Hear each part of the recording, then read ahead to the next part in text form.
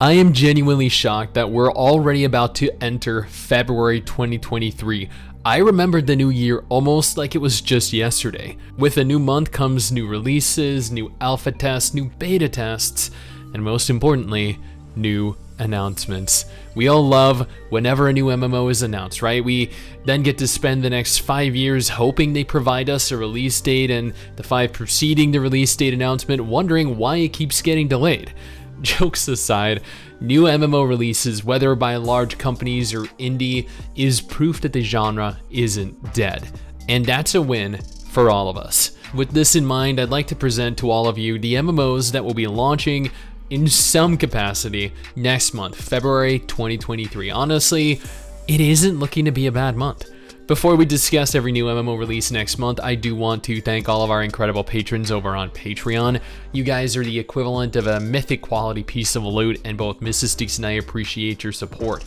Also, if you have a moment, follow us over on Twitch. We stream new MMOs there every weekend. Now, let's jump in and see if we can't find something for you to waste the next month then. So, last month, Bandai Namco confirmed that they would be holding a closed beta, the final closed beta actually, running January 14th through the 16th, allowing for 50,000 participants. However, after running into a serious game-breaking bug, the beta test phase was delayed from January to February. Closed beta registration is still currently open and available, meaning if you want the chance to play this beta test next month, this is your one single opportunity.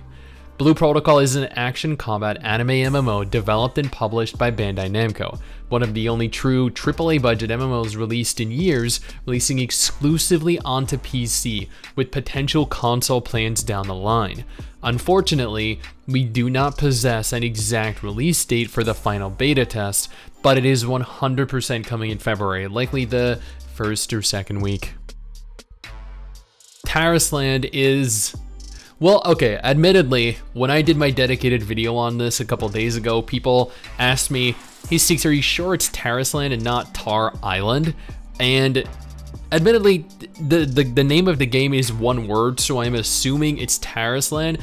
Do not quote me though, because I'm not 100% certain. I haven't heard any of the Chinese developers actually express verbally what the game's name is. But this is a brand new MMORPG that takes heavy inspiration from World of Warcraft. And when I use the term takes inspiration from, I mean it is legitimately a copy-paste of classes, races, animations, entire regions, NPCs, events, and more that all took place in WoW lore. I don't think I've ever quite seen an MMO rip as much as Tarisland has, but this is an MMO coming directly from Tencent, one of China's largest tech companies, so is it really such a shock to expect a lack of originality in their game?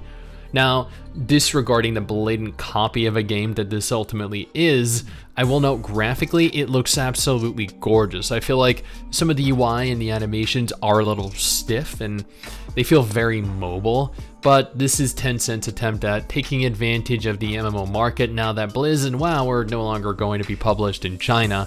And what better way to monopolize on the market than to make it cross-platform compatible between PC and mobile, right? Pre-registration is currently open for the game, with beta testing set to begin almost immediately, meaning if you navigate on over and pre-register, there's a chance that you could get in and play this in the next few weeks.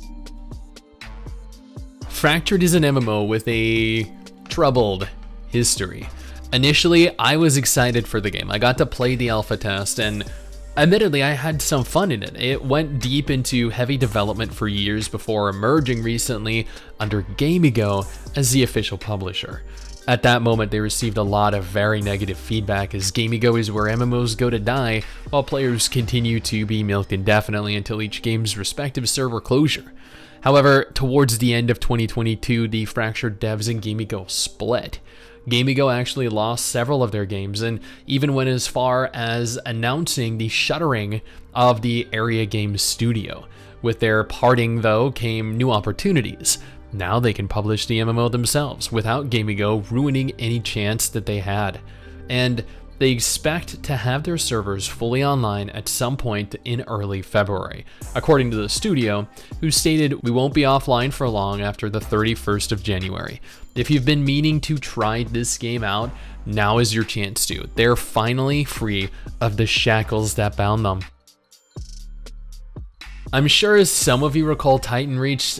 It was an MMO that I covered in the past.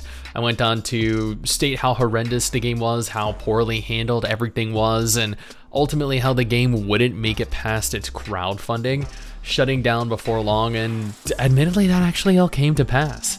Then, out of the ashes came a revived project utilizing the same name. I was actually approached by this new indie studio in an effort to do a dedicated video on it and promote the Kickstarter that they plan on opening.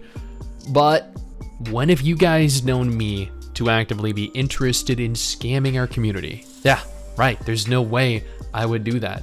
And while I cannot in good faith promote the game right now or its crowdfunding, that doesn't mean that I won't at the very least include it in a list like this, because that would just be entirely biased.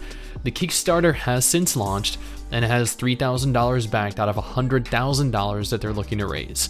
Yes, like all indie MMOs, they're asking for $100,000 to fund the game development, to cover employee salaries, cover marketing, and additional fees, according to the team. World of Titans is officially playable right now, though, via Steam. They have a functional demo of the game live for players that want to trial the game out before backing it. I would tread with caution. ArcheAge doesn't have the greatest history in the genre. It's an MMO that has suffered from quite horrendous pay-to-win and even worse management over the years.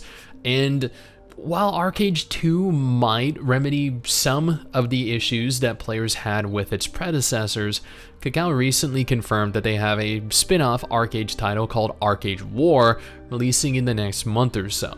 This is an MMO built in Unreal Engine 4 and will launch completely cross-platform between PC and mobile. Pre-registration for the upcoming title opened on January 11th, and Kakao promised us we wouldn't have to wait long to get our hands on it. Kakao isn't known to be the most reliable developer or publisher when it comes to releases though, so while February is expected, it is not a guarantee. Nevertheless, if you are interested in the ArcheAge franchise, this might be an MMO that you don't want to miss. And that is everything. All of the MMOs slated to release, either fully or into some form of test phase in the month of February 2023. At least that I'm aware of. I probably missed one or two. That's bound to happen with more obscure titles. Nevertheless, these are the main games that I have been following. This isn't all there is to look forward to though, because if none of these games look like something that you'd be interested in playing, then don't worry, I got you covered. I urge you to check out one of these two videos that are on screen right now.